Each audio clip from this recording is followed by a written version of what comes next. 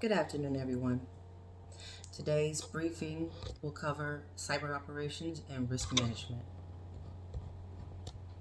I'm going to hit lightly on a few topics. This video shouldn't be long, but we're going to talk about software assurance, software development lifecycle, the 7 phases of that lifecycle, software supply chain, and understanding some basic risk. And finally, we'll wrap up with software options. The level of advanced technology is essentially a part of today's society.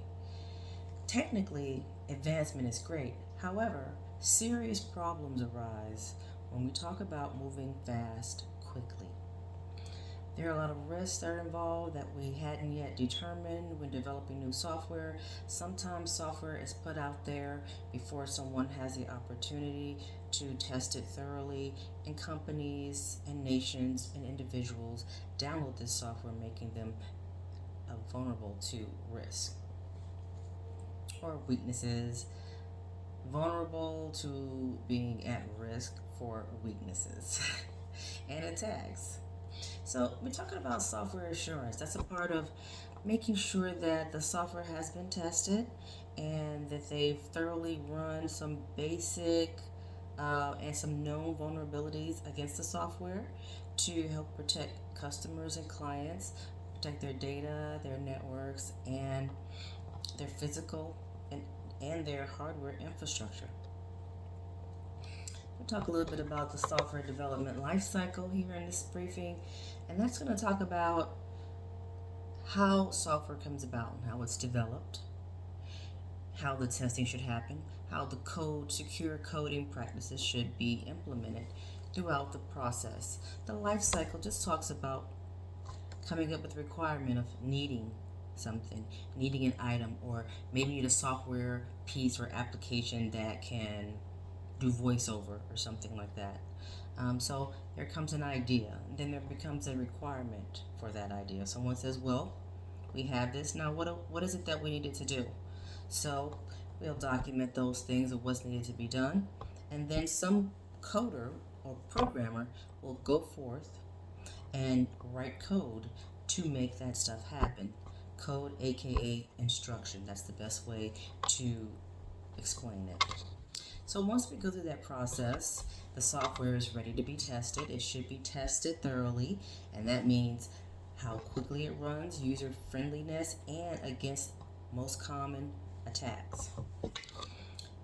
In this process as well, there are times when we don't develop in-house software. We must get software from suppliers. In that case, we need to look at the supply chain, and that's our next point on this presentation. We're talking about the supply chain. We're talking about where we got the software, the vendor that we purchased it from. Have they done proper testing? Have they followed the proper coding guidelines? Are they looking for certain things that will make them susceptible or weak to buffer overflows? Things of that nature.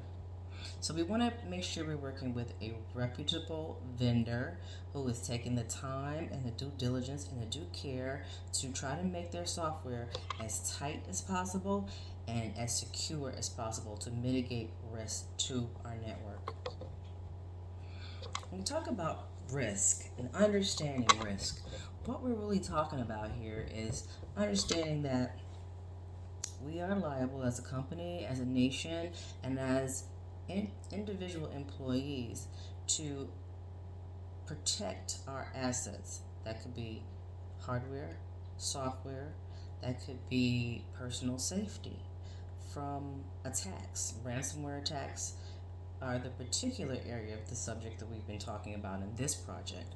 So what we want to do when we're talking about the risk, we want to look at when we develop something, for example, does this make us vulnerable to somewhere taking some application being put on our network and some criminal requesting money or payment to render our services back operable? The same thing for hardware. There are hardware bugs and viruses that go out there, and they cause a lot of problems to the network. They can cause denial of service. They can interject their own code.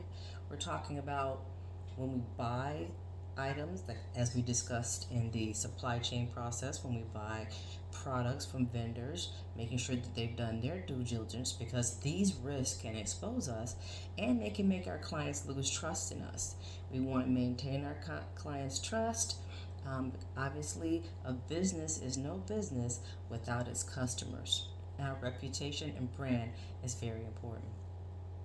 Thank you today for listening to this presentation, and if you have any questions, please feel free to ask.